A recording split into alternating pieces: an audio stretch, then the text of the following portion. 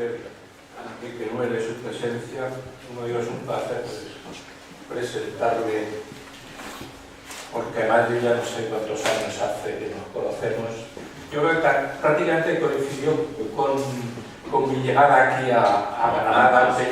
Nos habíamos conocido antes en el Ministerio.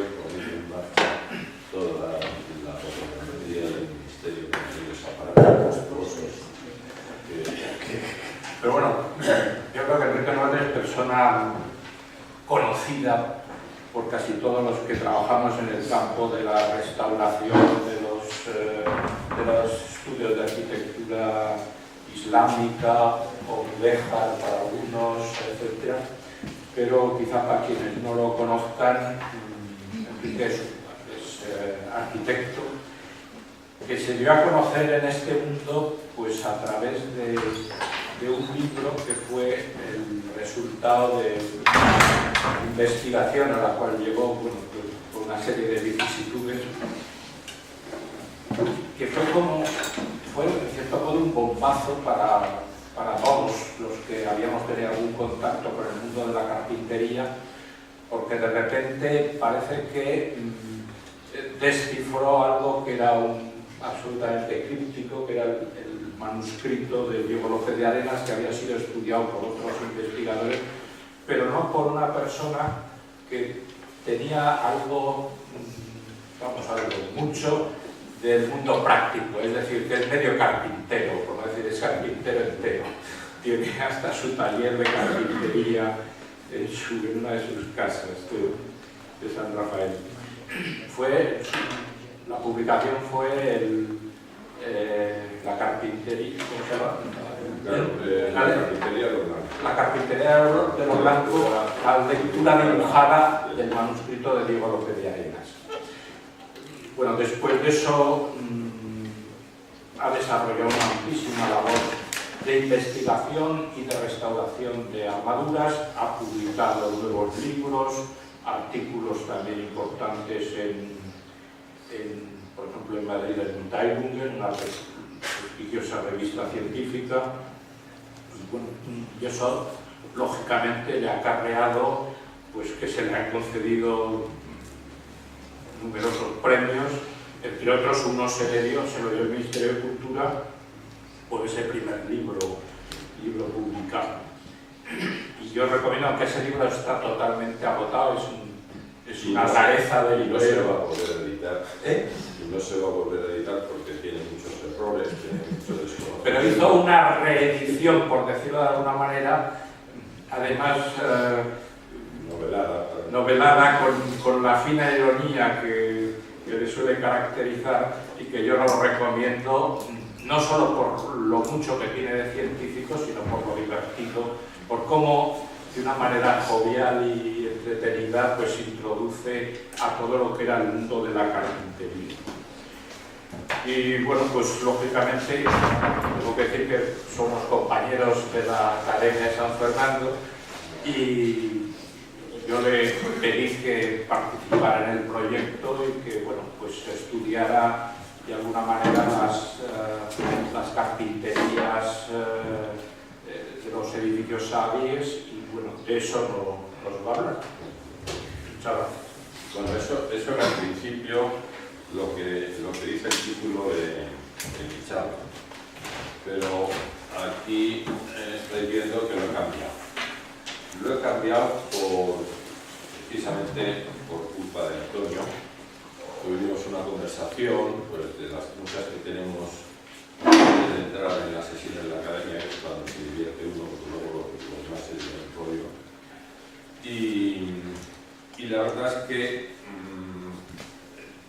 se unía, o sea, aparte del conocimiento de toda la labor de San Antonio, con una información exhaustiva de todos estos edificios, de sus carpinterías, de todo, pues yo tuve la ocasión de conocer el Mimbar de la mezquita Karabullín de Fez cuando estaban pensando en su restauración, me pidieron que asesorara y el conocimiento de ese Mimbar y unas conversaciones con Antonio pues me hicieron cambiar el tema hacia una historia fantástica, porque a mí siempre me gusta contar historias que no las puedo demostrar, pero que tampoco me pueden demostrar que lo que digo sea mentira. Y bueno, pues en definitiva, vamos a ver si soy capaz de funcionar como debe funcionarse. Hay un tema del que nunca se habla. ¿Qué carpintería se hacía en España antes de que nos deslumbraran estos techos de la acería? Pues nadie la estudió.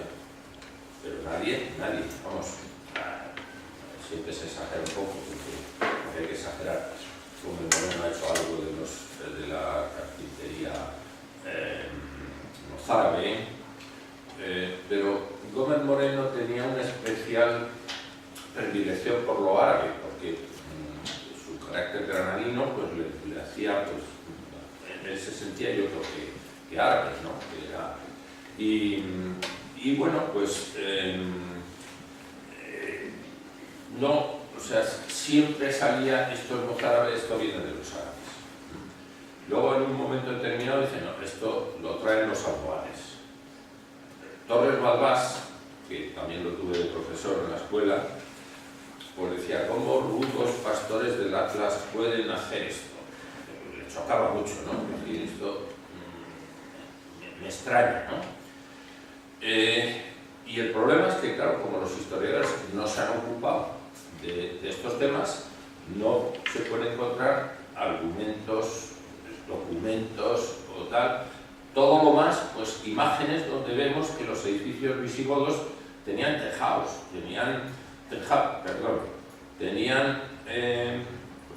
esto pasa muy deprisa, o es que... Ah, no, es que me he saltado.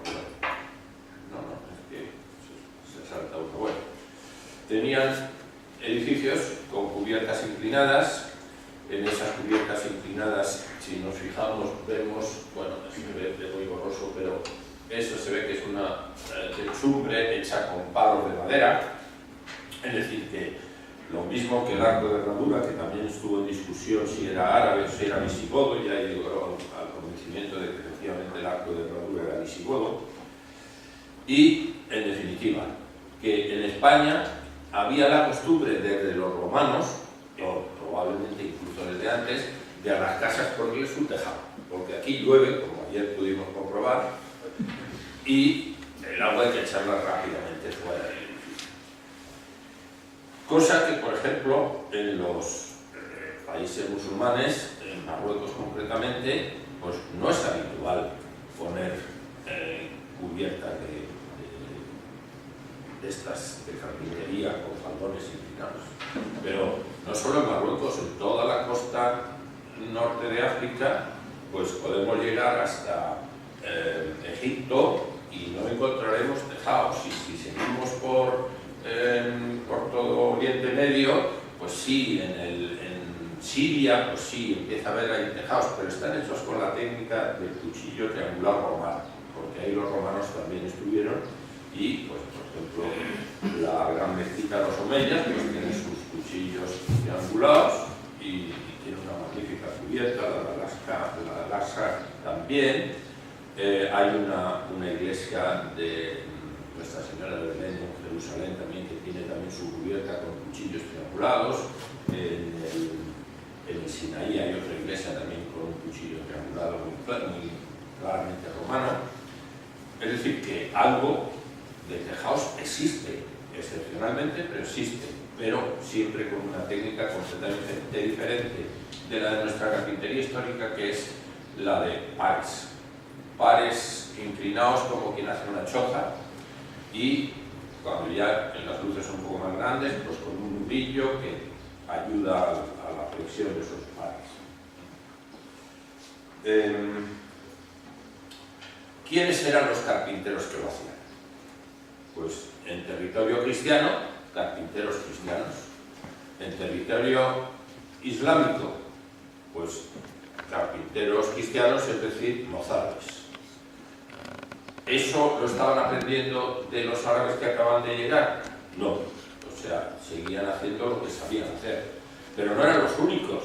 También podía haber muladíes, es es decir, cristianos conversos, o podían haber enseñado incluso a posibles carpinteros musulmanes, no digo que no, es decir, eso puede existir, pero claro, en un régimen en el que nada más llega lo que se dice lengua oficial el árabe, aquí hay que expresarse en árabe, todos tenían que aprender árabe y entonces a partir de ahí todos son árabes, cuando realmente Córdoba pues tenía una tradición hispano-romana de gran cultura, o sea, no hay que olvidar que los emperadores Trajano y Adriano eran andaluces y fueron pues de los que hicieron una labor más importante en el Imperio Romano, es decir, que en España que hay cuando llegan los musulmanes hay una gran cultura. Claro, esa gran cultura la saben aprovechar muy bien esos vencedores y la aprovechan. Pero si nos referimos a la carpintería de Lazo, que es a lo que básicamente me dedico, pues encontramos que el tema de la estrella de 8 ya está en los mosaicos romanos, pero no solo está, sino que está con esas cintas entrelazadas que vemos ahí cómo se van cruzando. Por otra parte, la decoración geométrica, que se saltan diapositivas.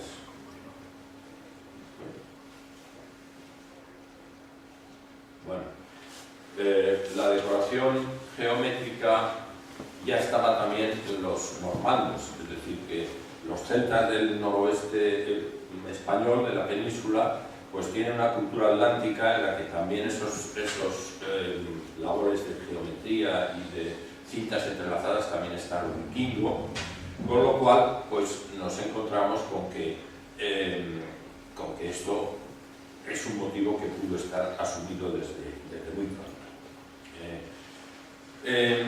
En un determinado momento, y aquí viene un poco la historia de lo del mimbar de la mezquita cordobesa, que yo no sé si es que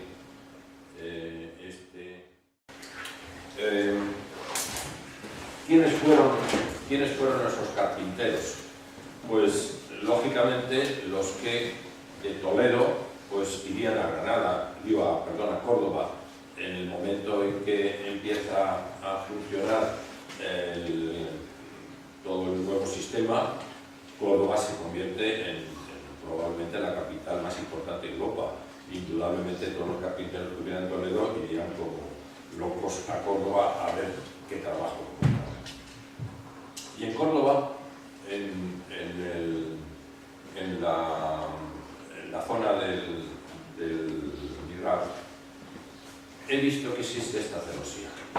Esta celosía puede ser visigoda, puede ser lo que sea, porque claro, la mezquita de Córdoba, todas sus columnas son visigodas, los arcos de herradura son visigodos, es decir, el califa que dice yo quiero aquí una mezquita, expone su plan de lo que necesita, pasa a los arquitectos, ya llega un cliente nuevo, y dice yo quiero aquí que me pongas un gimnasio, y aquí quiero un comedor con vistas. O sea, los que había allí, pues le dicen, pues yo quiero aquí esto, una serie de salas, en esta número lo vas a hacer mirando a la Meca, que no lo hicieron mirando a la Meca, pero bueno, el caso es que en un rincón estaba esta celosía.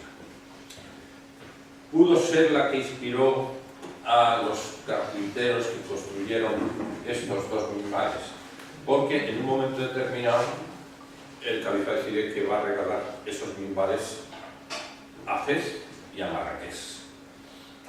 Yo me pongo ahora en el caso de un carpintero de aquella época que me dicen, mira, quiero que me hagas uno como este que hay aquí en la mezquita, pero para llevarlo uno a Fez y el otro a Marrakech. Y el otro se queda así pensando, ¿a dónde? ¿Dónde está eso? No, es solamente hay que cruzar el estrecho y luego tienes que ir. Imagínate que vas a Toledo, pues el doble. Y el otro todavía más lejos. Pero vamos a ver. ¿Usted se ha dado cuenta del mamotreto que quiere usted llevarse que mide 4 metros y pico, no sé cuántas toneladas pesa, y hay que llevarlo, no, tiene ruedas, vamos, tiene ruedas para sacarlo de aquí a aquí, pero no más. Y se pondrían a darle vueltas al tema. ¿Cómo hago yo esto? Porque claro, el trabajo es interesante, o sea, esto lo puedo cobrar bien. Y entonces pensaría, pues a lo mejor lo que puedo hacer es prefabricarlo. Ese carpintero, pues claro, cuando le dijeron que tenía que llevárselo hasta allí, pues ya digo, empezó a darle vueltas al coco, hasta que se le ocurrió, digo, ¿y si lo hago de forma que lo pueda desmontar, que lo pueda llevar en piezas y lo pueda montar allí? Vamos a probar a ver qué pasa aquí. Y entonces se le ocurrió pues lo de pensar en un mimbar con una decoración parecida a esa que había visto en esa celosía. Eso le ayudaba a dimensionar ese mimbar, y todo lo que tenía que hacer pues era buscar un trazado geométrico que le permitiera controlar el diseño, controlar las medidas. En definitiva, ese módulo lo que hace es establecer la dimensión del escalón. El escalón súper incómodo, pues de 30 por 30 centímetros, un poco más, pero bueno, pero a él le resolvía el problema. Por supuesto que esta rocería no tiene nada que ver con la que va a haber en la carpintería posteriormente. No existe una regla de que diga que la separación entre cintas tiene que ser una determinada, igual al doble, sino que pues, puede ser cualquiera. No existe tampoco un tamaño de las calles en relación con el motivo que se va. Es decir, las dos que estoy exponiendo aquí delante son las de cada uno de los dos, y se ve que es una cosa completamente libre que al carpintero le ha servido para crear un módulo que le va a permitir controlar esa decoración, es decir, definir las medidas en función de esa traza geométrica. Es decir, que tal vez ahí lo que piensa es, yo construyo esas piezas y, por ejemplo, si yo estoy aquí, estos palos yo los separo, tendré que haber trazado toda una traza, la marco con un punzón, eso se ve claramente en el mimbar de la Carabullín. Hago un calado de las zonas donde van a estar las piezas decorativas, y luego después lo desmonto, me lo llevo en piezas, y eso ya sí que ya tengo camellos que conozco que me lo podían llevar. Y entonces, después de pensar eso, dice, ¿y si esto lo hago también para las cubiertas? O sea, el almizate de las cubiertas pues está hecho, es una parte horizontal que es la que más se ve, y podría dejar algo muy vistoso que mejorara mucho la calidad de la armadura. Y lógicamente, si lo prefabrico, lo construyo en el suelo cómodamente, y después también es mucho más fácil de montar. Es decir, ese montaje pues se puede hacer montando ese almizate sobre unos arcos provisionales, sobre los tirantes de la armadura, y el montaje de todo esto pues es muy fácil y muy sencillo. Esto lo he podido comprobar, esta diapositiva también falta aquí, lo he podido comprobar pues en varias restauraciones en las que, bueno, hoy contamos con medios de elevación mucho más sofisticados que los que tenían entonces, pero en una de las ocasiones, por las características del barrio donde estaba la iglesia, la grúa que iba a ayudar a levantar estas piezas no pudo llegar y hubo que hacerlo a mano. Es decir, que hicimos literalmente lo que pudieron hacer en su día, ¿no? Con piezas prefabricadas incluso de los faldones. Y el sistema pues funcionaba muy bien. ¿Eso qué supuso? Pues a partir de ese momento supuso la diferenciación entre la carpintería noreuropea, que usa esta misma técnica del pan y bolillo y la usa hasta nuestros días, incluso en Estados Unidos sigue vigente, por un ensamble distinto. Un ensamble que permitiera encajar los pares, inclinar, apoyándolos en el estribo, y simplemente una persona ayudaba a que bajara con cuidado y ¡pum!, se encajaba. Incluso se podían encajar por tramos de varios pares. Eso es algo que diferencia claramente nuestra carpintería de la del resto del mundo. Y eso en 1261 ya lo vemos reflejado en la Catedral de Teruel. Es decir, que poco más de un siglo o menos de un siglo, vamos, en torno a un siglo, sabemos que esto se hacía así. O sea, todo lo que he dicho antes es totalmente inventado. No tengo ningún fundamento para pensar que pudo ser así. Pero estamos hablando de un poquito más de 100 años, es decir, que es decir, esto ya tenía que estar probablemente, debería estar ya resuelto probablemente por los toledanos.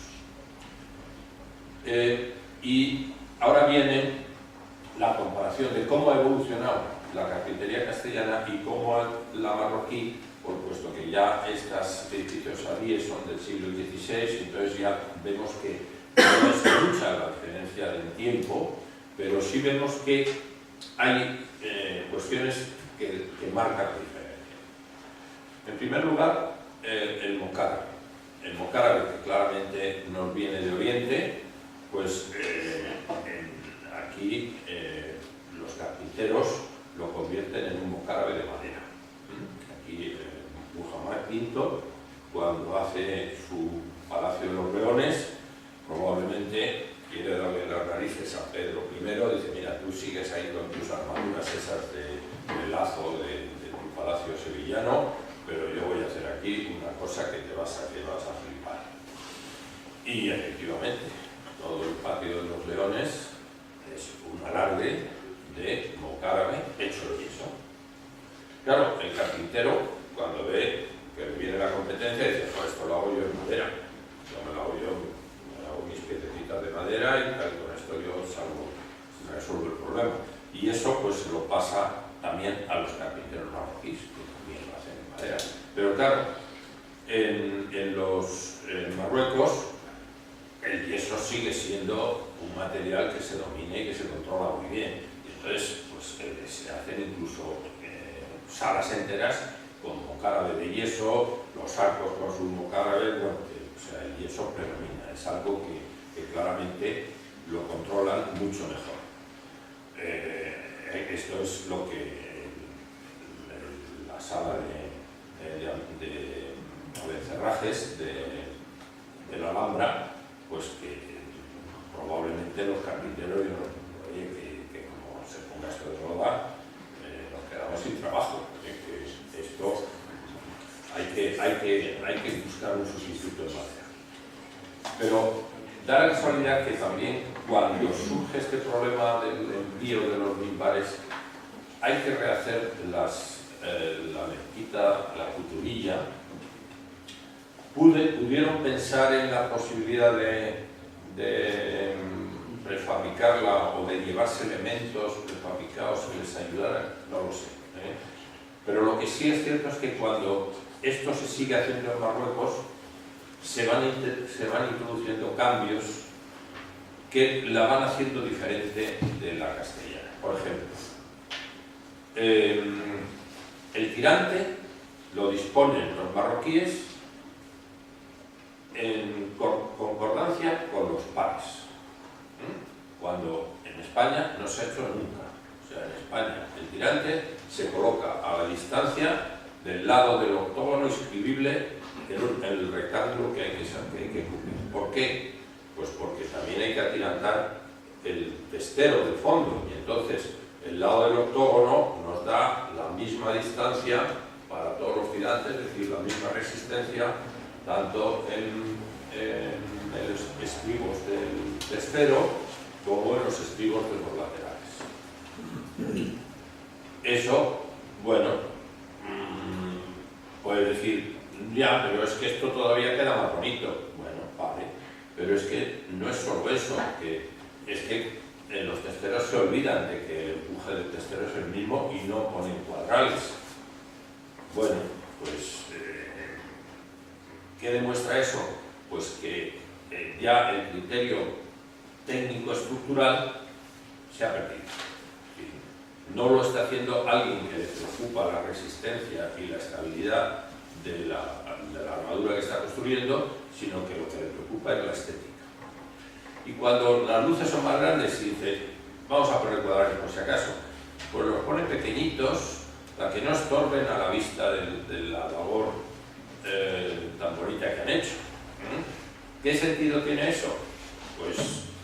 Pues ninguno, o sea, simplemente eso, una valoración estética. Es corriente también, en muchos casos, no siempre, pues que las limas acometan a peinazos o manguetas del almizar. ¿Tienes algún problema? Cierta menos resistencia. En Castilla nunca se hace así. En Castilla la lima acomete al último par, ya sea del faldón o de la gualdera. Es decir, que el criterio está muy claro que tiene que ser resistencia. Eso obliga a que la lima tenga campaneo, que es más complicada de hacer, y eso, pues ya digo, en Marruecos prácticamente se pierde. En Castilla también se hace este tipo de lima, pero cuando el almizate realmente está enviando ese esfuerzo al centro, a los peinazos a los nudillos del centro. ¿Cómo se hace el lazo? Pues la estrella de 8 más baja del faldón se conserva entera. ¿Qué quiere decir que se conserva entera? Pues que este pico de la estrella se mantiene y eso da lugar a esta forma. Esto también se hace aquí en las primeras armaduras, en el cuarto real de Santo Domingo, por ejemplo, pues lo podemos ver también, es la misma solución. Es lo que he visto ahí, lo que he puesto antes en el cuarto real de Santo Domingo, y esta es una de las armaduras saríes que está hecha con ese mismo sistema. Mientras que en la península se acaba obviando, se pierde la punta inferior de la estrella y se simplifica mucho lo que se llama la cinta del almazarte, que es esa cinta inferior del faldón. Si vamos ya a los temas de la lacería, ahí ya las diferencias son abismales. Lo curioso es que apenas se notan, o sea, si uno se fija en esta imagen, pues ¿y dónde están los defectos? Pero si uno empieza a hacer fotos de detalle, pues empiezan a salir cosas muy raras, porque no son compatibles esos trazados. Pero da igual, o sea, es decir, si yo vuelvo a ver esto, no me doy cuenta de esos defectos que acabo de ver, porque he mirado así con formación profesional, ¿no? Es decir, que yo voy buscando el defecto, cosa que normalmente pasa desapercibido, ¿no? Por otro lado, tampoco hay una preocupación por la continuidad de unos faldones con otros, que es normalmente algo que en Castilla es pues casi obsesivo, ¿no? Es decir, el trazado de la acería tiene que tener continuidad entre los distintos faldones y entre los faldones y los almizates. Es decir, que hay que hacer trampas, porque por ejemplo una rueda de 10 no es inscribible en un octógono, pero variando el ángulo de la rueda, en vez de los 18 grados que corresponden a la rueda de 10, le pongo 22,5, que son los de la de 8, pues nadie se va a enterar, pero hay como una ortodoxia que prevalece sobre todo, ¿no? Trazados que tienen que ser cuadrados, pues si hay que hacerlos rectangulares, se hacen rectangulares, no pasa nada. Pues ya digo, como la diferencia entre calles, por ejemplo, hay que ver el ancho de esta calle y, por ejemplo, pues el ancho de esta otra calle, es que les da igual, o sea, porque en el fondo el conjunto deslumbra y dices, bueno, ¿para qué me voy a estar rompiendo la cabeza? Eso nos pasa, o sea, los españoles somos muy dados a hacernos normas que nos hacen la vida imposible, o sea, ahora nos pasa con todo. Y aquí pues pasa lo mismo. O sea, este trazado aparentemente es ortodoxo, pero es imposible de trazar. Pero ¿qué pasa? Solo se da uno cuenta si lo intenta trazar, pero no se va a dar cuenta de la diferencia, que es que la calle esta diagonal pues la he hecho un poquito más pequeña, lo justo para que cuadre esta rueda en este conjunto, porque este conjunto mide lo que mide el espacio donde voy a decorar. Y entonces, ¿qué ha pasado? Pues que la punta de la estrella de 8 de este azafate arcado pues es más pequeña que la punta de la estrella de 8, y lo mismo le va a pasar a esta, y lo mismo le va a pasar a esa, es decir, que ya está de aquí.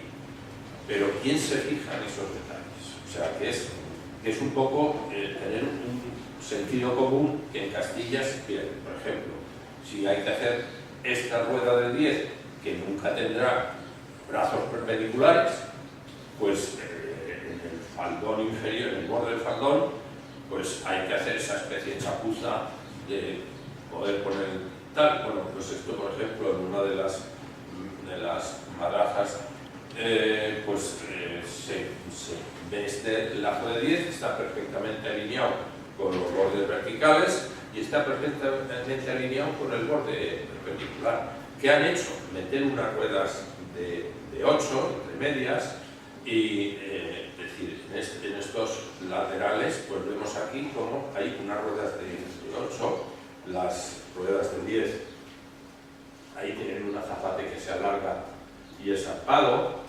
Estos azafates se descentran un poco, pero al final pues es un trazado perfectamente coherente con el espacio en el que se ha integrado. Esto no son capaces de hacerlo en Castilla. O sea, estas son cuestiones que aquí hay que seguir la regla y la velocidad limitada a 120 o a 90 y todo, y que nadie se salga de eso porque le cae la... Es decir, aquí, bueno, pues las conclusiones a las que llego con esto, pues que Córdoba atrae a los mejores artesanos que haya en el momento, eso no cabe duda, porque que se convierte en una nueva capital floreciente. Estos mimbares pudieron haber influido en el inicio de la prefabricación, pues tal vez, pero esto es una pura teoría. La prefabricación evidentemente facilita mucho el trabajo, tanto que ha prevalecido el trazado, pero el ortodoxo. O sea, en Castilla sí que no se tergiversa y se hace todo siempre con cartabones para que el trazado garantice las medidas de las piezas que se hacen por separado. Y esto va a continuar hasta el siglo XVIII. Por otro lado, en Marruecos el mocárabe cuaja con enorme éxito, porque los artesanos del yeso son mucho más hábiles que los castellanos, mientras que en España, como digo, la carpintería de lazo se convierte en algo que hay que hacer de acuerdo a la regla, siempre manteniendo los trazados con precisión geométrica, todo a base del sistema de cartabones, que no solamente sirve para el lazo, sino que sirve para trazar las piezas de la armadura, sistema que además es tan eficaz que sigue vigente en los Estados Unidos, es decir, que lo siguen usando hoy en día el sistema de los cartabones. Y finalmente, pues que la existencia de unos gremios en el territorio peninsular pues hacen que el carpintero no se atreva a salirse de la norma, porque eso le puede costar no cobrar, o que incluso por muchos pleitos que hemos visto sean sus herederos los que intenten cobrar los trabajos que el carpintero hizo, o que en algo se salió de la regla y el gremio mandó a sus veedores y no, esto no está bien hecho, usted no cobra. Y bueno, y nada más. Entonces,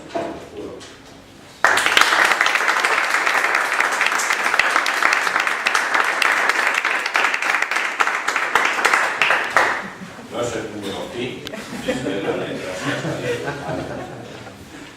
Bueno, Muchas gracias, Enrique, por esta magistral lección una vez más de los temas de carpintería, que yo creo que además, bueno, en la línea que ya llevas mucho tiempo siguiendo, pues abre muchas incógnitas y vías para seguir investigando. Yo, para mí, y eso lo hemos hablado muchas veces, las armaduras de la cuturilla siguen siendo un misterio a desvelar. Primero, saber si realmente son almohades, que bueno, no hay nada que diga que no, pero tampoco... Pueden ser almohades, sí, el único problema es quién fue el carpintero que las hizo. Es decir, el Guggenheim es vasco. Hombre, si es de Bilbao podría ser, ¿no? Pero no, si hay que hacer una obra espectacular, se trae a quien haga falta, de la falta.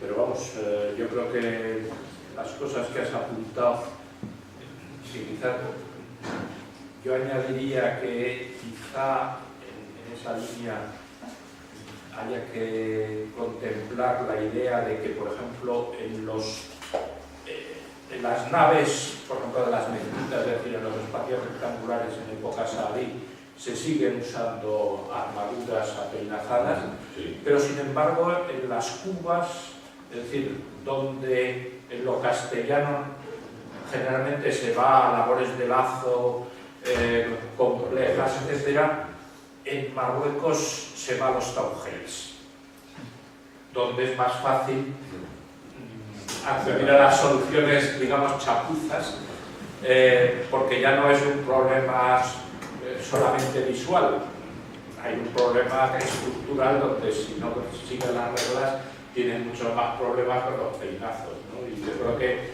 es un poco lo mismo.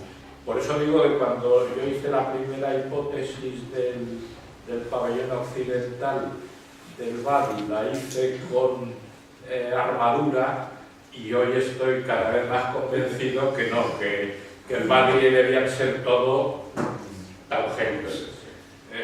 Pero bueno, para eso está la investigación, para irnos dando cuenta y ir avanzando en el conocimiento. ¿Alguna pregunta? En tant que spécialiste dans la charpente, comment vous trouvez la restauration qu'a connue le Mimbar de la mosquée de la Koutoubia, et qui avait comme objectif seulement le nettoyage de la surface des bâtiments et aussi la consolidation?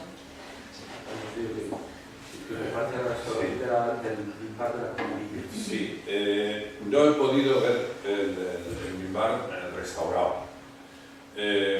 Conozco la historia de que el Louvre se comprometió a hacer la restauración, pero al final, pero no de la Koutoubia, sino el de la Karamilli.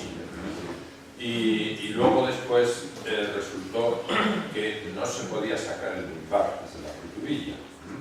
El de la Karamilli, el de la Koutoubia, por las fotos que he visto, pues está perfectamente restaurado, está bien, pero lo he visto solo en fotos, o sea, no es como el otro, que es que lo he podido tocar, he podido ver cómo estaba hecho, cómo estaba trazado con punzón, etc. Entonces, no puedo hablar nada más que por unas fotos que he visto y hasta ahí puedo llegar.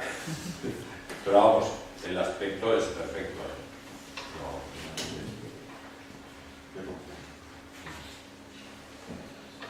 ¿Alguna pregunta más? Sí. Yo quería preguntar una cosa, don Enrique, gracias por lo que nos dice, por lo que nos cuenta y por el libro que ha hecho. Yo lo que quería decir es la labor que hace el carpintero con todas las mocanas, por lo menos en Marruecos, con los mocánabes de yeso, el carpintero siempre está detrás. Y digo que siempre está detrás Porque hace un molde. Bueno, eso es como la cantería. Todo el mundo habla de las catedrales de los canteros y nadie habla de los carpinteros, pero sin el carpintero no habría catedrales. No habría catedrales. Porque hay que hacer cimbra, y hay que hacer andamios, y hay que hacer grúas. Entonces la cifra del carpintero es El carpintero medieval es el arquitecto. O sea, es el responsable de la... y sobre todo, en esta tradición no europea, es el Zimmermann alemán. O sea, es el responsable de la construcción. En España, yo creo que el primer tratado de arquitectura que conozco es ya del 17, del 18, de Rubilla. Porque hasta entonces los tratados de arquitectura, no, en Italia sí, porque en Italia se habla de la arquitectura, pero en España los tratados son de geometría. O sea, todos los tratados que vemos que están relacionados con la esta son de geometría, porque es la base del conocimiento, digamos, más preciso de poder definir las cosas a priori.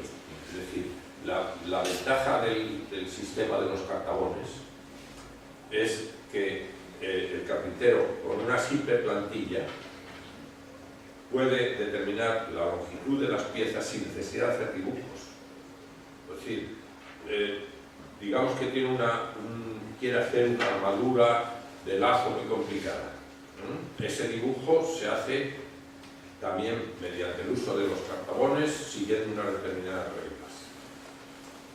Una vez que sigue esas reglas, le sale una forma, y en función de esa forma es muy fácil obtener la forma de los cartabones que van a definir la pendiente que tiene que tener esa armadura. Esto a mí me sorprendió, me tardé mucho tiempo en relacionarlo, que el doctor Christian Ebert le sorprendiera tanto el tema de los cartabones, porque nunca había oído hablar de ellos.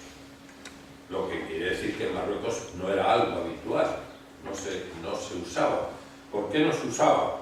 Pues porque una vez que sabía uno hacer las cosas, pues vale, ya está.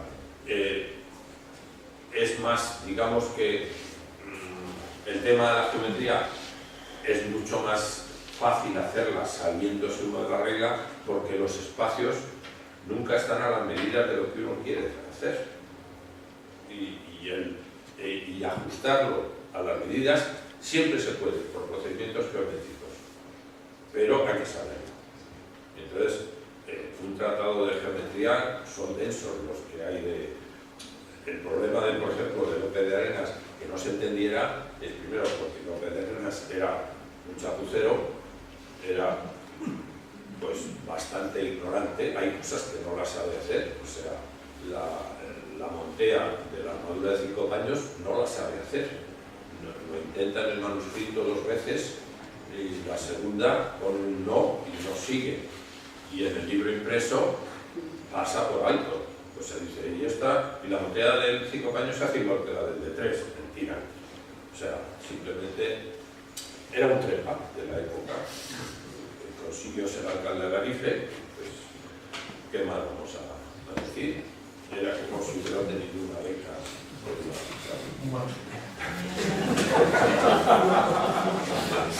Pero vamos, que es que el problema es que en la vida muy pocas cosas caen. A lo largo de la historia vemos cómo los temas se repiten y se repiten y se repiten. Gracias. Muy bien, pues gracias, Enrique.